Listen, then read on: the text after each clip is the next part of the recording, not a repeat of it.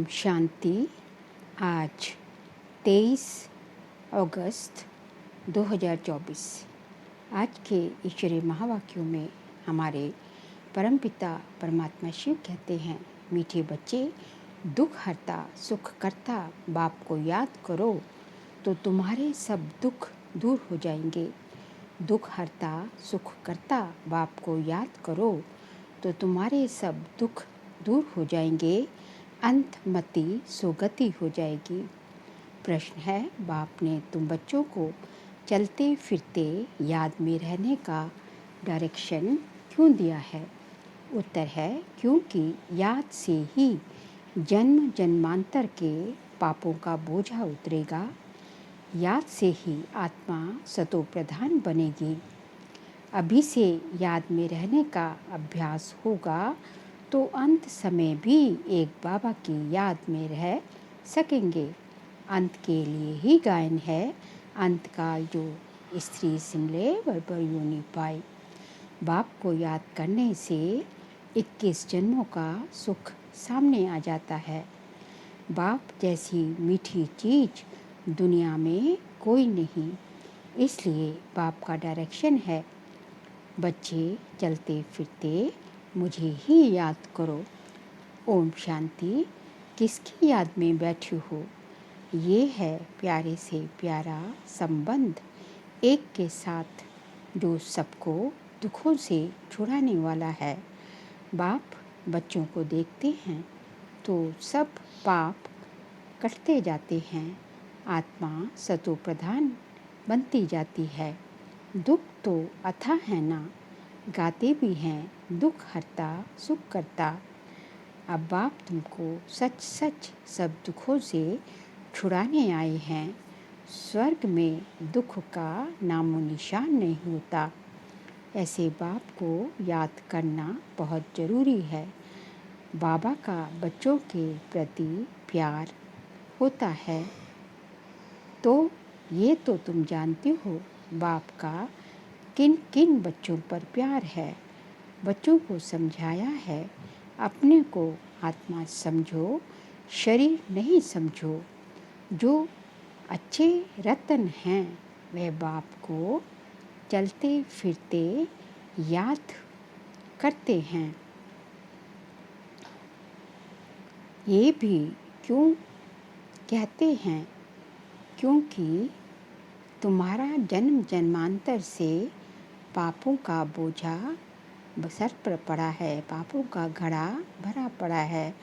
तो इस याद की यात्रा से ही तुम पाप आत्मा से पुण्य आत्मा बन जाएंगे। ये भी तुम बच्चे जानते हो कि ये पुराना शरीर है। दुख आत्मा को ही मिलता है। शरीर को चोट लगने से आत्मा को ही दुख फील होता है। आत्मा कहती है, मैं रोगी हूँ, दुखी हूँ। ये है दुख की दुनिया, कहाँ भी जाओ दुख ही दुख है। सुखधाम में तो दुख हो न सके। दुखों का नाम लिया तो गोया तुम दुख धाम में हो।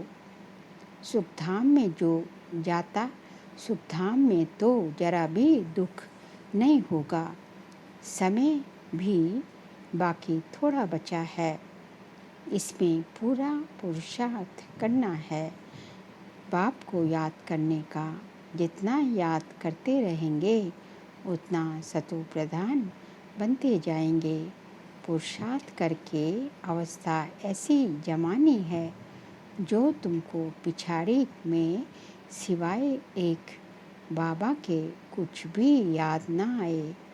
एक गीत भी है ना, अंतकाल जो स्त्री सिमरे बर योनि पाए। ये अंतकाल है ना, पुरानी दुनिया दुखधाम का अंत है। अभी तुम सुखधाम चलने का पुरुषार्थ करते हो। तुम शूद्र से ब्राह्मण बने हो, ये तो याद रहना चाहिए ना। शूद्र को ही दुख, और दुख से निकल फिर अब चोटी पर चढ़ रहे हो।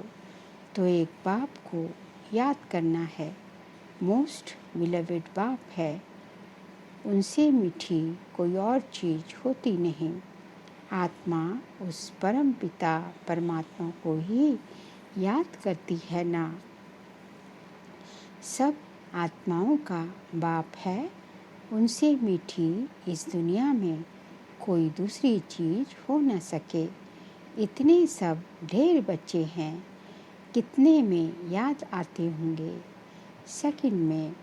अच्छा, सारी सृष्टि का चक्र कैसे फिरता है, ये वह भी तुम बच्चों की बुद्धि में अर्थ सहित है।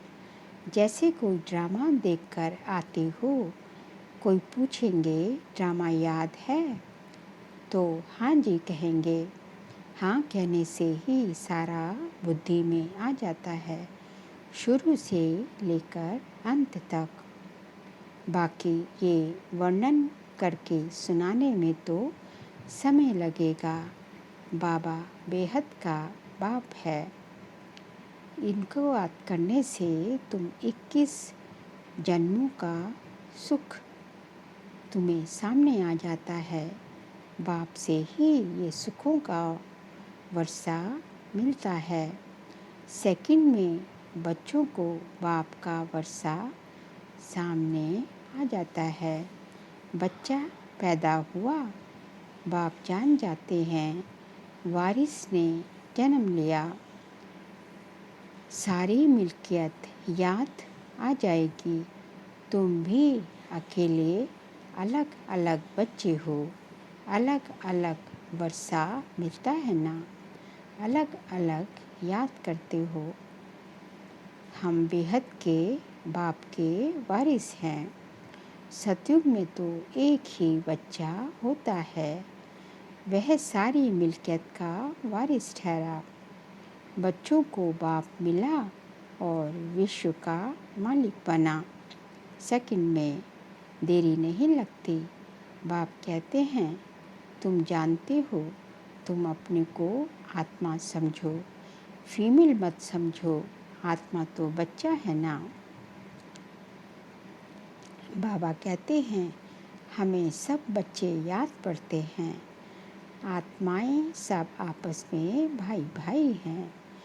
जो भी सब धर्म वाले आते हैं, वह कहते सब धर्म वाले भाई भाई हैं, परंतु समझते नहीं।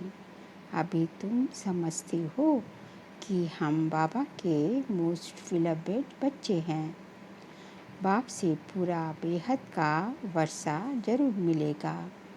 कैसे लेंगे, वह भी तुम बच्चों को सेकंड में याद आ जाता है। हम सतो प्रधान से फिर तमो प्रधान बने, अब फिर सतो प्रधान बनना है। तुम जानते हो बाबा से हमको स्वर्ग के सुखों का वर्षा लेना है। बाप कहते हैं अपने को आत्मा समझो, शरीर तो विनाशी है, आत्मा ही शरीर छोड़कर चली जाती है, फिर जाकर दूसरा नया शरीर गर्भ में लेती है। पुराना जब तैयार होता है, पुतला जब तैयार होता है, तब आत्मा उसमें प्रवेश करती है, परंतु वह तो है रावण के वश, विकारों के वश जेल में जाते हैं। वहाँ तो रावण होता ही नहीं, दुख की बात ही नहीं। जब बूढ़े होते हैं तब मालूम पड़ता है अभी ये शरीर छोड़ हम दूसरे शरीर में जाकर प्रवेश करेंगे। वहाँ तो डर की कोई बात नहीं। यहाँ तो हम कितना डरते हैं, वहाँ निडर रहते हैं। बाप तुम बच्चों को अपार सुखों में ले जाते हैं। सतयुग में अपार सुख है, कलयुग में अपार दुख है, इसलिए इसे कहते हैं दुख धाम। बाप तो कोई तकलीफ नहीं देते, भल गृहस्थ व्यवहार में रहो, बच्चों को, अपने बाल बच्चों को संभालो। सिर्फ मुझे याद करो। गुरु गोसाई सबको छोड़ो, मैं तो सब गुरुओं से बड़ा हूँ ना। वह सब मेरी रचना है, सिवाय मेरे और कोई को पतित पावन नहीं कहेंगे। क्या ब्रह्मा विष्णु शंकर को पतित पावन कहेंगे? नहीं, देवताओं को भी नहीं कह सकते, सिवाय मेरे। अभी तुम बच्चे गंगा को पतित पावनी कहेंगे। ये पानी की नदियाँ तो सदैव बहती हैं। गंगा, ब्रह्मपुत्रा आदि भी तो चली आती है। इनमें तो स्नान करते ही रहते हैं। बरसात पड़ती तो फ्लड आ जाता है। ये भी दुख हुआ ना, अथाह दुख है। बाद में बाढ़ में देखो कितने मनुष्य मर जाते हैं। सतयुग में दुख की बात नहीं। आत्म जानवरों को भी दुख नहीं होता, उनकी भी अकाली मृत्यु नहीं होती। ये ड्रामा ही ऐसा बना हुआ है। भक्ति में गाते हैं, बाबा आप जब आएंगे तो हम आपके ही बनेंगे।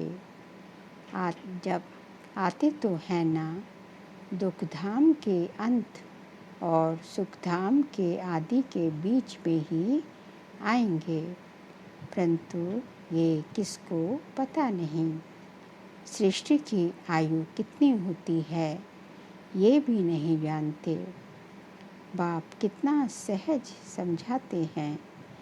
आगे तुम जानते थे क्या कि सृष्टि चक्र की आयु 5000 वर्ष है। वह तो लाखों वर्ष कह देते हैं। अभी बाप ने समझाया है 1250 वर्ष का हर युग होता है। स्वास्तिका में पूरे 4 भाग दिखाते हैं, जरा भी फर्क नहीं होता।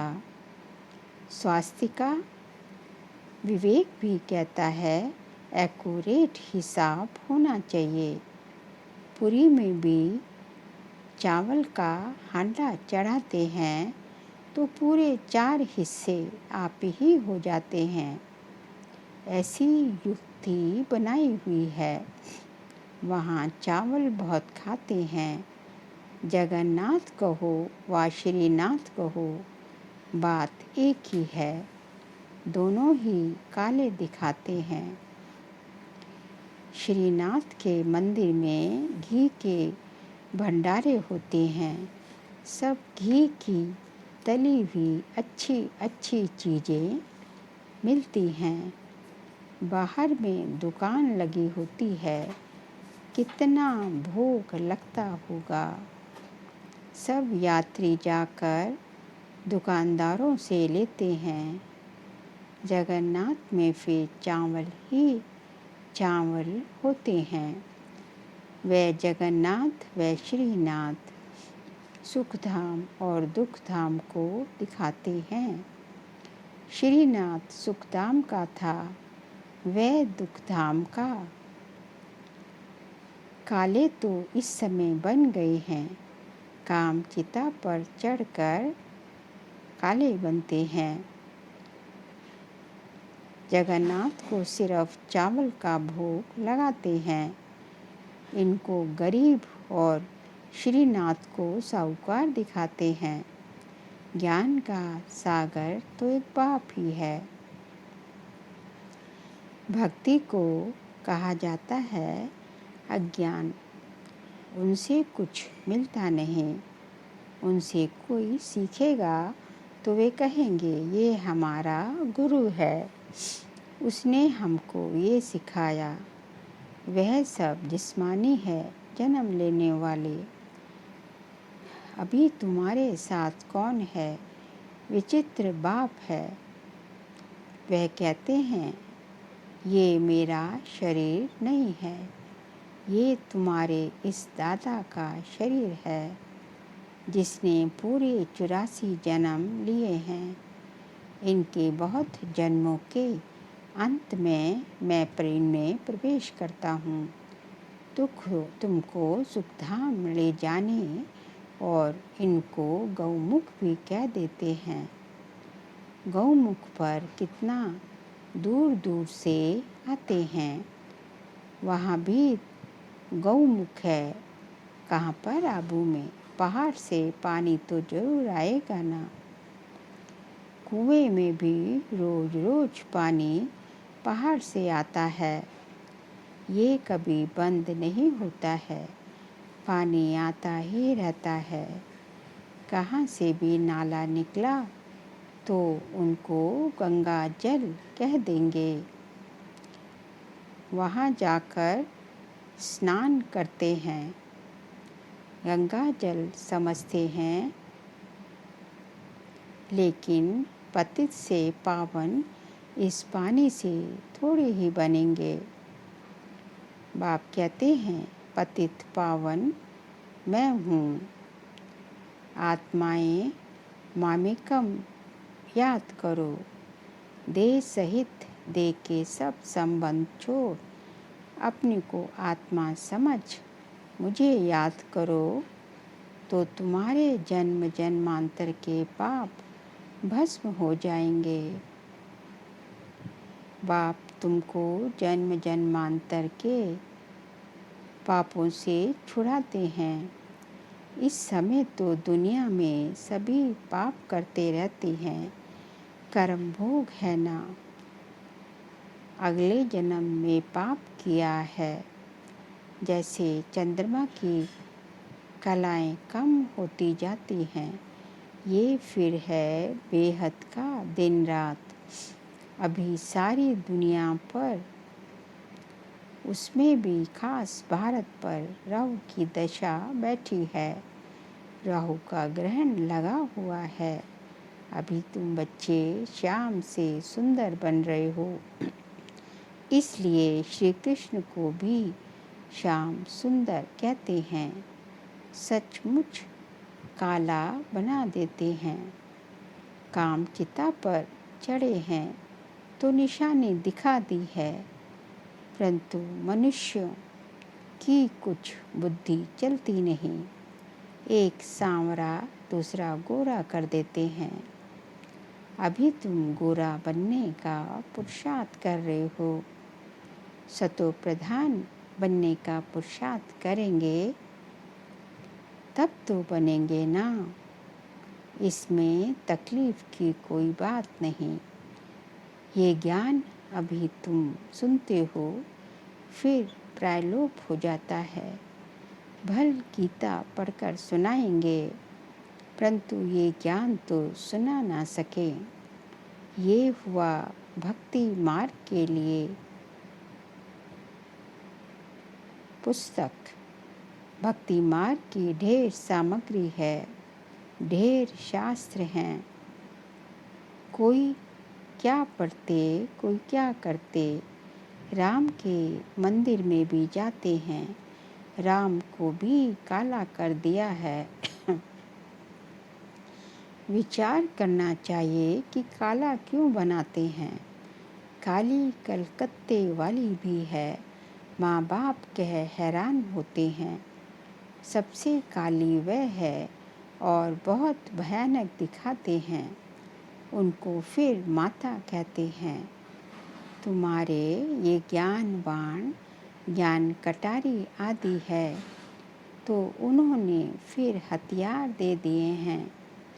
वास्तव में काली घर पहले मनुष्यों की बलि चढ़ाते थे। वास्तव में काली पर पहले मनुष्यों की बलि चढ़ाते थे। अभी गवर्नमेंट ने बंद कर दिया है। आगे सिंध में देवी का मंदिर नहीं था। अब जब बम फटा तो एक ब्राह्मण बोला, काली ने हमें आवाज़ दिया है, हमारा मंदिर है नहीं, जल्दी बनाओ, नहीं तो और भी बम फटेंगे। बस ढेर पैसे इकट्ठे हो गए, मंदिर बन गया। अभी देखो ढेर मंदिर है, कितनी जगह भटकते हैं। बाप तुमको इन सब बातों से छुड़ाने के लिए समझाते हैं, किसकी ग्लानि नहीं करते हैं। बाप ड्रामा समझाते हैं, ये सृष्टि चक्र कैसे बना हुआ है। जो कुछ तुमने देखा वह फिर होगा, जो चीज़ नहीं है वह बनती है। तुम समझ गए हो हमारा राज्य था, वह हमने गंवाया है। अब फिर बाप कहते हैं, बच्चे नर से नारायण बनना है तो पुरुषार्थ करो। भक्ति मार्ग में तुम बहुत कथाएं सुनते आए हो। अमर कथा सुने फिर कोई अमर बने। किसको ज्ञान का तीसरा नेत्र मिला, ये बाप बैठकर समझाते हैं। इन आँखों से कुछ भी इविल ना देखो, सिविल आँखों से देखो, क्रिमिनल से नहीं। इस पुरानी दुनिया को ना देखो, ये तो खलास होनी है। बाप कहते हैं, मीठे मीठे बच्चों, हम तुमको राज्य देकर जाते हैं 21 जन्मों के लिए। वहाँ और कोई का राज्य होता नहीं, दुख का नाम नहीं। तुम बड़े सुखी और धनवान होते हो। यहाँ तो मनुष्य कितना भूखे मरते हैं। वहाँ तो सारे विश्व में तुम राज्य करते हो। कितनी थोड़ी ज़मीन चाहिए, छोटा बगीचा, फिर वृद्धि होते होते कलयुग अंत तक कितना बड़ा हो जाता है। और 5 विकारों की प्रवेशता के कारण वह कांटों का जंगल बन जाता है। बाप कहते हैं, काम महाशत्रु है। इनमें तुम आदि मध्य अंत दुख पाते हो। ज्ञान और भक्ति को भी अब तुमने समझा है। विनाश सामने खड़ा है, इसलिए अब जल्दी जल्दी पुरुषार्थ करना है, नहीं तो पाप भस्म नहीं होंगे। बाप की याद से ही पाप कटेंगे। पतित पावन एक बाप ही है। कल पहले जिन्होंने पुरुषार्थ किया है वह करके ही दिखाएंगे। ठंडे मत बनो, सिवाय एक बाप के और कोई को याद ना करो। सब दुख देने वाले हैं, जो सदा सुख देने वाला है उनको याद रखो। इसमें गफलत नहीं करनी है। याद नहीं करेंगे तो पावन कैसे बनेंगे। अच्छा मीठे मीठे सिखिलदे बच्चों प्रति माता पिता बाप दादा का याद प्यार और गुड मॉर्निंग। रूहानी बाप की रूहानी बच्चों को नमस्ते। हम रूहानी बच्चों की रूहानी बाप दादा को नमस्ते नमस्ते नमस्ते। सार के लिए पॉइंट्स हैं, इन आँखों से इविल नहीं देखना है। बाप ने जो ज्ञान का तीसरा नेत्र दिया है उस सिविल नेत्र से ही देखना है। सतो प्रधान बनने का पूरा पुरुषार्थ करना है। सेकंड पॉइंट, गृहस्थ व्यवहार को संभालते हुए प्यारी चीज बाप को याद करनी है। अवस्था ऐसे जमानी है जो अंत काल में एक बाप के सिवाय दूसरा कुछ भी याद ना आए। आज का बाबा का वरदान है, अपनी श्रेष्ठ वृत्ति द्वारा विश्व का वातावरण परिवर्तन करने वाले आधार मूर्त भव।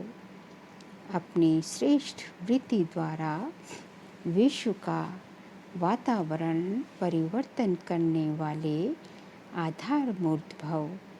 आप बच्चे सिर्फ अपने जीवन के लिए आधार नहीं हो, लेकिन विश्व की सर्व आत्माओं के आधारभूत हो।